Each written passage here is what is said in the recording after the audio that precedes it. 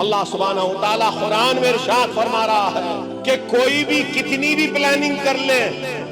سب سے بڑا پلانر اللہ کہتا ہے قرآن میں کہ میں ہوں۔ اگر آج یہاں بیٹھے میری ماں اور بہنوں میں سے کل کو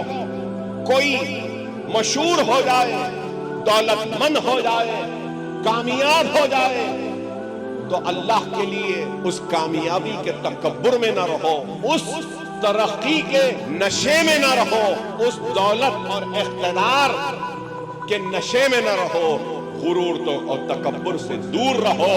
اور اس کامیابی، اس دولت، اس شہرت میں بھی سجدے میں گر کر اللہ سے کہو کہ اے اللہ مجھے اس کامیابی کے نشے سے دور رکھ، اے اللہ اس دولت کے غرور سے مجھے دور رکھ، اے اللہ اس طاقت کے تکبر سے مجھے محفوظ رکھ، کیونکہ یہ اللہ کی آزمائش ہے۔ دنیا آج نہیں سمجھتی، دنیا میں کئی طاقتور لوگ ہیں،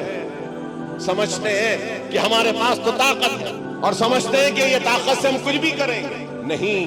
اللہ سبحانہ و تعالیٰ قرآن میں ارشاد فرما رہا ہے، مولانا یہاں موجود ہے، اگر غلط میں ہوں کہہ رہا ہوں تو مجھے ٹوکے، کہ کوئی بھی کتنی بھی پلاننگ کر لے، سب سے بڑا پلانر اللہ کہتا ہے قرآن میں کہ میں ہوں۔ اللہ 2 مرتبہ مسکراتا ہے، اللہ 2 مرتبہ مسکراتا ہے۔ ایک اس وقت جب اللہ کسی کو نیچا کرنا چاہتا ہے اور دنیا اس کو اونچا کرنا چاہتی ہے، تو اس وقت اللہ مسکراتا، سب سے پہلا وہ، اور دوسرا جب اللہ کسی کو اونچا کرنا چاہے اور دنیا اس کو نیچا کرنا چاہے تو اللہ اس وقت بھی مسکراتا۔ یہ سورج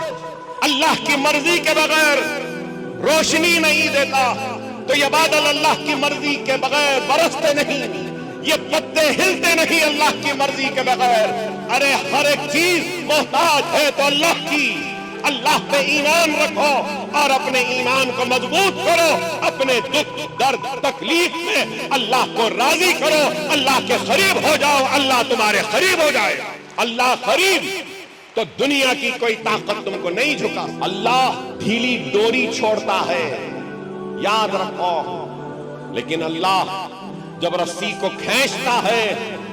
تو پھر اللہ کا عذاب نازل ہوتا ہے۔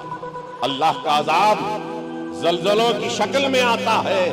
تو اللہ کا عذاب قحط کی شکل میں آتا ہے، تو اللہ کا عذاب طوفان کی شکل میں آتا ہے، تو اللہ کا عذاب آتش فشاں کے پھٹنے کی شکل میں آتا ہے۔